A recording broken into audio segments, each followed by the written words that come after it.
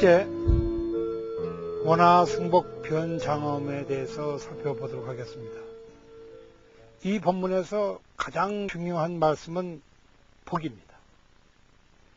본래 부처님은 해와 복을 동시에 이제 부족을 하신 분이라 이렇게 부르는데, 저 한없는 견성의 공덕 다음에 승복이라고 했으니 가장 뛰어난 복으로 온 시방세계를 다 장엄하기를 바라나이다 라고 이와 같이 발언하는 그 까닭은 도대체 어디에 있을까? 우리는 여기서 무엇이 진정한 복인가를 알아야 할 것입니다. 많은 사람들이 복을 얻고자 하며 많은 음식을 먹으려 하고 좋은 곳에서 잠자려 하며 좋은 옷을 입는 것으로 복인 줄을 압니다. 가난했던 사람이 부자가 되며, 그리고 엉뚱하게도 어떤 사람은 이와 같이 얘기할 때도 있습니다. 본래 내가 한 적도 없고 일한 적도 없는데 누군가가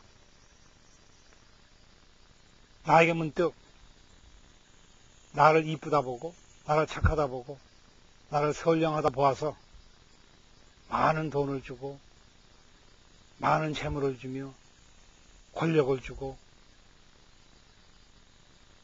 이리 되면 이것이 복이 아니냐라고 하는 경우가 많습니다. 특히 현대사회는 우리가 알 수 없을 만큼 예전에 미처 상상해 본 적도 없는 그러한 만큼 풍요로운 시대입니다.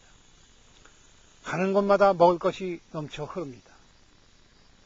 옷이 없는 사람이 없으며 집안이라고 하는 큰 집안을 가지려고 하는 사람을 보면 대개 옷으로 온 집안이 그득히 차 있습니다.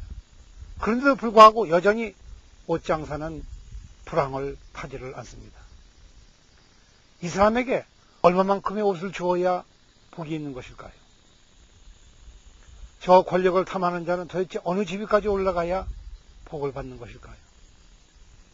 재산을 증폭시키고자 하는 사람이 어느 만큼 그것을 모아야 참으로 이제는 됐다라고 만족을 하고 진정한 복을 얻었다고 하는지 가공할 만한 일입니다. 아무도 짐작할 수가 없습니다. 그렇다면 이것은 우리는 진정한 복이라고는 볼 수가 없을 것입니다. 왜냐하면 아무리 복을 많이 탔다고 하더라도 그 복은 기어코 없어지고 말며 이 복은 하루아침에 이슬처럼 사라져버리기 때문에 이 복은 진정한 복이라고 부를 수가 없을 것입니다. 그럼에도 불구하고 많은 사람들이 이 복을 구한다고 하는 데에는 우리가 나도 모르는 사이에 자그마한 형상이 있는 이러한 복들에 우리가 지배되어 있고 그것들에 의해서 생각이 이미 갇혀 자유를 얻지 못하고 있기 때문에 그렇습니다. 그렇다면은 우리는 이 복의 정체를 도대체 무엇이라고 해야 할 것인가? 저 견성의 복이라고 하는 것은 무엇이며 부처님의 진정한 공덕에서 나오는 저 뛰어난 공덕이라고 하는 것은, 뛰어난 복이라고 하는 것은 도대체 무엇을 말하는 것일까? 다시 한번 물어보지 않을 수가 없습니다. 연희의 그 복과는 달리 이것은 수승복이라고 했습니다.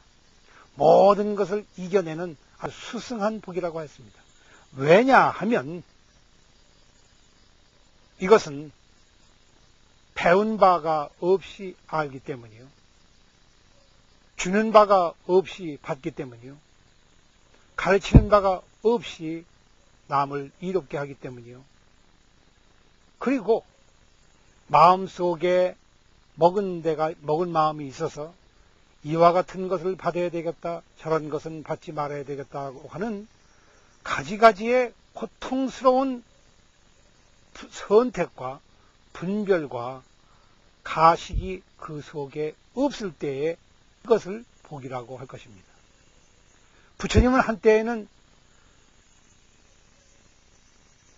49일 동안이나 단식을 하시면서 인욕행을 닦으셨습니다. 먹지도 입지도 자지도 않았습니다. 그런데도 배고픈 줄을 몰랐습니다. 만약에 배고픈 줄 알았다고 하면 이것은 고통일 뿐이요 다른 것이 아닐 것입니다. 잠자지 않았습니다. 그러나 졸립다는 생각이 없었습니다. 왜냐하면 지금 궁구하고 있는 화두가 너무 절실하여 여기에 배고프다는 생각, 졸립다는 생각이 미처 침입할 장소가 없었기 때문입니다. 즉 공덕으로 꽉 차 있을 때에 그곳에는 어떠한 잡념도 그 안에 들어올 수가 없을 것입니다. 먹고 싶은 것도 잠자고 싶은 것도 다 잃어버렸기 때문에, 즉 바꿔서 얘기하면 그 안에는 배고픔과 졸리움이 그 안에 없기 때문에 이것이 참된 만족이요 참된 복입니다. 우리가 진정으로 복을 얻는다고 하는 것은 그것이 오는 것이 없이 얻을 때에, 이와 같이 얻을 때에 진정한 승복이라고 할 것입니다. 꽃을 보지 않으면서도 꽃을 본 듯이 기뻐할 수가 있다면, 그리고 보려고 하는 마음도 없으며 보지 않으려고 하는 마음은 더더군다나 없는데, 그 가운데 한없이 많은 꽃들이 피었을 때 우리는 꽃복을 얻었다고 할 것입니다. 아름다운 공기, 아름다운 자연환경, 모든 것이 그렇습니다. 이것이 그대로 자연스러울 때 우리는 이것을 아름다운 것이요 최상의 것이라고 부릅니다. 부처님의 깨달음은 무상의 것이라고 합니다. 위가 없는 깨달음이라고 부르는 까닭은 이것이 수승한 복을 지녔기 때문에 그렇습니다. 부처님은 이것을 얻기 위해서 견성을 하신 것도 아니며 중생이 이것을 얻기 위해서 견성하고자 하는 것도 아닙니다.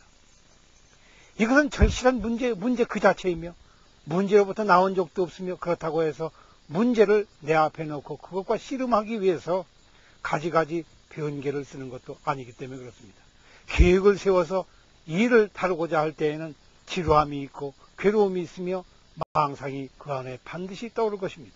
그러나 여기에서 우리가 이루고자 하는 저 공덕이라고 하는 것은 절대로 그런 것이 없습니다. 이것은 무상공덕입니다. 머무름이 없는 무주공덕입니다. 그리고 함이 없는 무의 공덕입니다. 그렇기 때문에 이 공덕은 무상이요 무주요 무위이기 때문에 그 복은 그 뛰어남이 이루 말할 수가 없습니다. 그러나 세상의 연희 것들을 사람들이 복이라고 부르매 그를 위해서 다만 승복이라 수승한 복이라고 이름지어 불렀을 뿐이요 실제로 그런 것이 따로 있어서 그런 것은 아니다. 무슨 얘기냐 하면 우리의 성품이라고 하는 것은 돌이켜보면 이 가운데 같지 않은 것이 하나도 없습니다. 왜냐하면 이 성품이라고 하는 것은 그 안에 아무 고집이 없어서 무엇을 넣어둘래야 넣어둘 곳이 없습니다. 배고픔을 넣어두고 하나 성품 속에는 배고픔을 넣어둘 만한 어떠한 장소도 없습니다. 배부름을 넣어두고자 하지만 배부름을 넣어둘 어떠한 장소도 없습니다.